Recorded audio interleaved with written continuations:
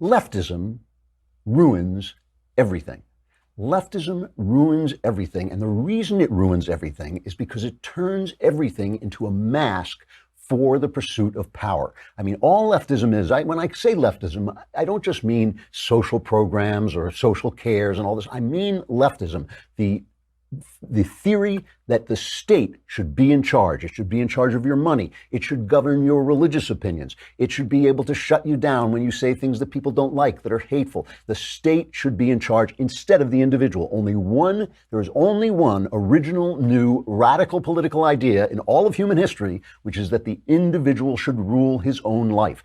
Everything else is Pharaoh. Everything else is leftism. And that is what leftism is about. It is about, it's in the Bible. Pharaoh stored up the grain, and then when people were starving, he could distribute the grain. So the Hebrews came to Egypt to get the grain. Within a generation, they were slaves. That's leftism in a nutshell, okay? So it ruins everything because it uses everything to get to power. So we're talking about blacks and the treatment of black Americans. And that's what we think we're talking about. That's where all the emotional power is. They're just talking about taking your money and using it to spend on what they think it should be spent on instead of what you think it should be spent on, instead of the local businesses, instead of the things that you want in your life. They want to take your money, which is your time, which is your life. They want to own your life, right? We're talking about gays. They come to you and say, well, gays should have rights. And you think about it, and there's arguments going on, and there's debates. And that's where all the emotional power is, right? Is this debate over gays. And we're arguing. They're not talking about gays. They're thinking about destroying your religious rights.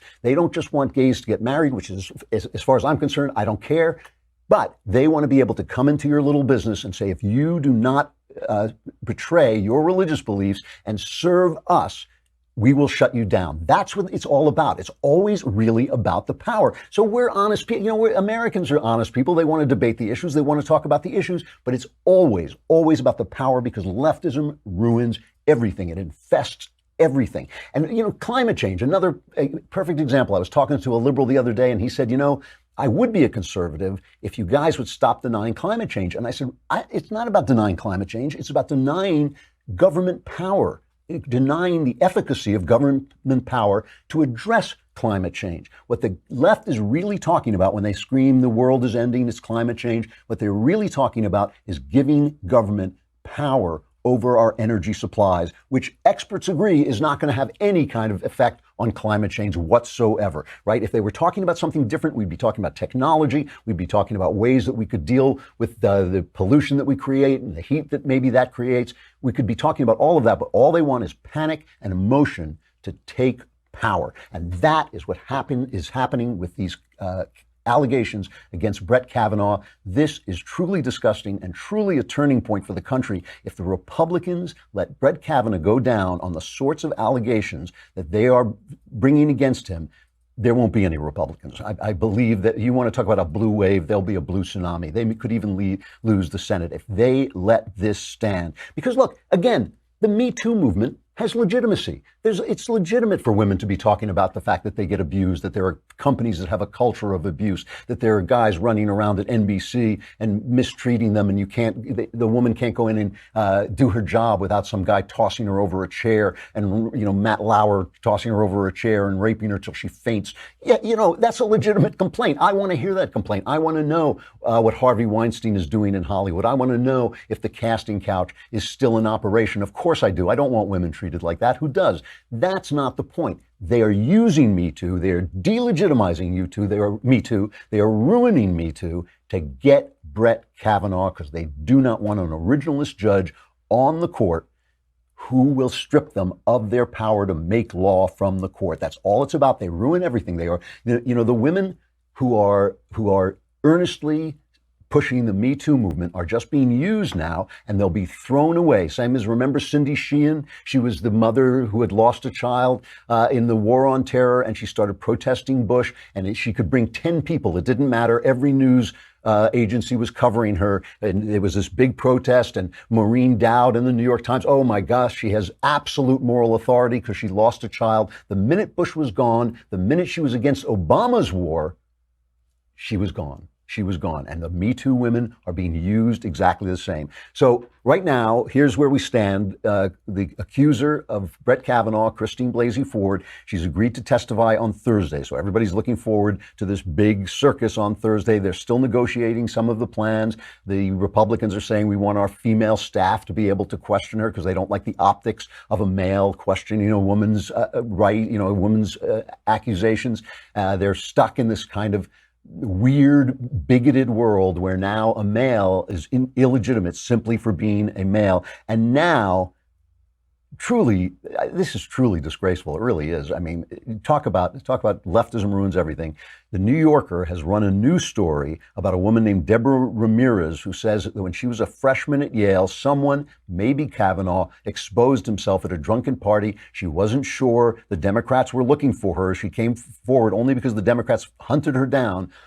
The New York Times said they interviewed dozens of people, and they didn't run the story because they interviewed dozens of people looking for someone to corroborate her story, and they couldn't find anyone. She herself said that for 6 days, she was unsure whether it was Kavanaugh who did this. Then she talked to her lawyer, and ultimately she found out, oh, yes, it was. This is it. And Kavanaugh's response, by the way, has remained what it is. He's talking about the Blasey Ford accusations. Kavanaugh says this alleged event from 35 years ago did not happen. The people who knew me then know that this did not happen and have said so. And that's true. There were something like 3 people that Ford said were there. They all deny that it happened. One of them, a woman, she also denies it. He goes on to say this is a smear. Plain and simple. I look forward to testifying on Thursday about the truth and defending my good name and the reputation for character and integrity I've spent a lifetime building against these last-minute allegations. And then, because there's no scandal, no stink, no publicity that Michael Avenatti, the creepy porn lawyer, doesn't want a part of, man. If you stand between him and a camera, you are going to get run over. He is now saying he has credible information that Brett Kavanaugh, I shouldn't laugh, but because it's so ugly, Brett Kavanaugh essentially ran a gang rape ring in the early 1980s with his high school friend, Mark Judge. I'm sure that there's a lot of credibility to that. I can really see him, in his thug glasses and his thug cigarette, Brett Kavanaugh, peddling women for gang rape. I mean, it really is insane. And by the way, I think it could be a tactical error. I think when you bring forward things like this New Yorker piece, also by Ronan Farrow, when you bring them forward and they're so unbelievable, it casts doubt on Blasey Ford. It is not about the charge. It is about the power. They use our natural instinct, especially men's natural instinct to protect women and women's natural feeling that they're not being heard. This has been true throughout all history. I'm not saying there's not some legitimacy to it, but it is true throughout all history. Women are always saying, we're not being heard. They're using that anger and they need to protect women just to get power. You want to talk about ruining everything? What is the most popular novel in American history? The most important novel in American history might be Huck Finn, but certainly one of them is To Kill a Mockingbird, right? To Kill a Mockingbird.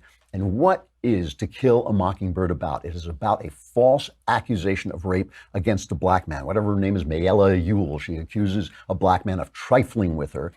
And the lawyer, Atticus Finch, gets her on the stand and proves that she's lying. And here's her response. She immediately plays the female card, telling the Southerners that they're not Southern gentlemen if they don't defend her. I got something to say. And then I ain't gonna say no more. He took advantage of me. And if you find fancy gentlemen ain't gonna do nothing about it, then you're just a bunch of lousy, yellow, stinking cowards. The whole bunch of you. See, we thought they were talking about due process. We thought they were talking about a black man should receive the same due process as a white man in America. We thought they were talking about justice. We thought that they wanted blacks included, but no, my friend, no. They were just talking about using your emotions to get power, because now the Democrats are Mayella Ewell, whatever her name is. Now they are that woman on the stand screaming, I was trifled with. Never mind the facts, never mind the evidence, never mind that there's contradictory evidence. They are that person on the stand saying, I'm a woman and therefore I must be believed. They even have ruined To Kill a Mockingbird.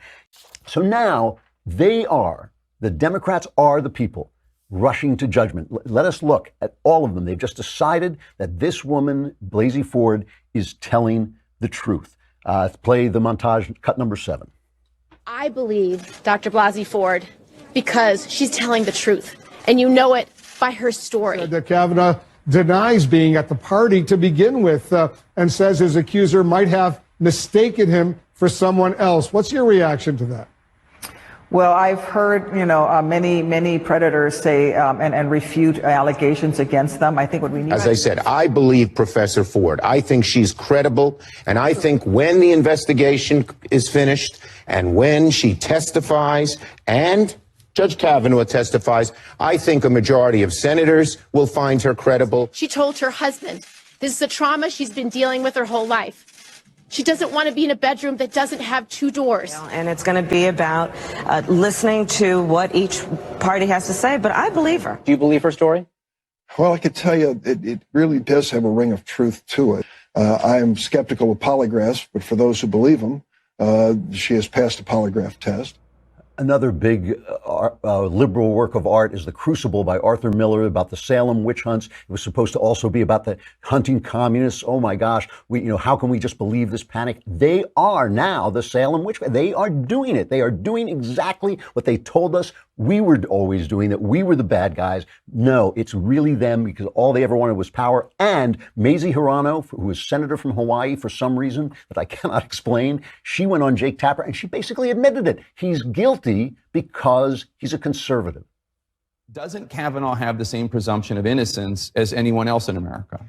I put his denial in the context of everything that I know about him in terms of how he approaches his cases. As I said, his credibility is already very questionable in my mind and in the minds of a lot of my fellow Judiciary Committee members, the Democrats. So he comes and, when I say that he's very outcome driven, he has an ideological agenda. It's very outcome driven. And I can sit here and talk to you about some of the cases that exemplifies his, in my view, inability to be fair in the cases that... So basically his decisions are why he's guilty. The left ruins everything. They are the Salem witch trials. They are To Kill a Mockingbird. And remember what it says in that book, to kill a mockingbird is a sin. To do this to an innocent man, it is a sin, and the left is committing it because the left ruins everything.